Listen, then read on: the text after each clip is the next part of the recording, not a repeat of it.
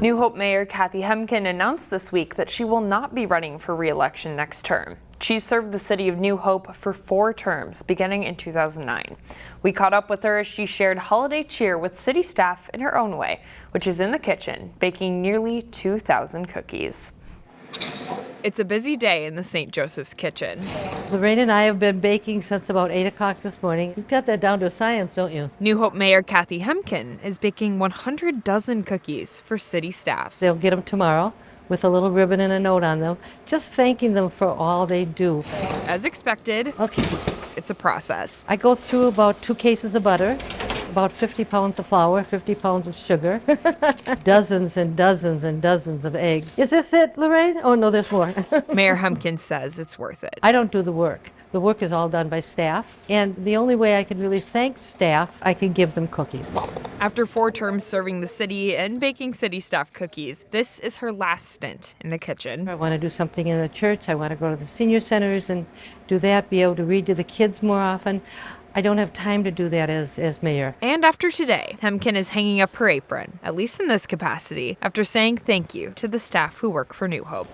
When you have that kind of group supporting you, it's easy. Golden Valley Police have a warning for drivers, and it's watch out for deer. Since September, police say drivers have hit 8 deer in their city alone. Golden Valley Police Chief Virgil Green says officers see most of those collisions around Highway 100 and Duluth Street. The city put out a warning last week, alerting drivers about the possibility of a deer-car collision in that area. Those are some pretty high traffic areas, so we want to definitely encourage motorists to be more aware of potential for deer sightings, because you don't see those deer signs that you kind of see out in the rural parts of the county. He encourages community members to watch out for deer as the sun goes down and slow down if you see one. He says it's especially important not to swerve, to hold onto your wheel and stay in your lane. If you do hit a deer, Green advises people to stay in their car and call 911. Also in Golden Valley, a vehicle hit a cougar while traveling on Interstate 394. It happened on December 6th, and it was near where 394 intersects with Highway 100. The man was not injured, but the animal died. The Minnesota DNR confirmed it was a 2-year-old male cougar. It was marked and tagged in northwest Nebraska. Union teachers at the Anoka-Hennepin School District met for a rally on Monday. The school district and its teachers haven't been able to reach a contract agreement. As Kevin Miller reports, the union is pushing for higher wages and other contract changes before mediation starts in January. Let's give them a message tonight. One day colder, one day bolder. It's cold outside, and all we want for our holidays is a fair contract settlement. And we've been fighting for a long time. Teachers clad in Santa hats and holiday sweaters gathered outside the Anoka-Hennepin School Board meeting on Monday. Together we are AHEF.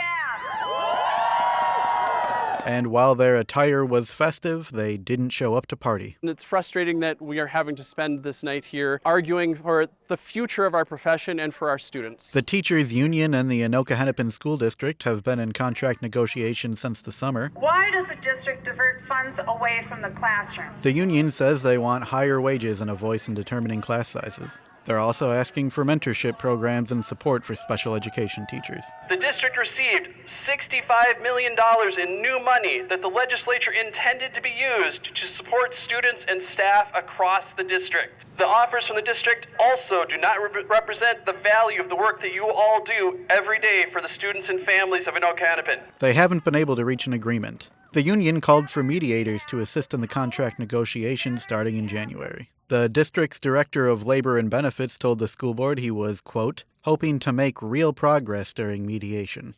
Anoka-Hennepin School Board member Jeff Simon said it's important for the district to maintain its funding reserves while paying teachers.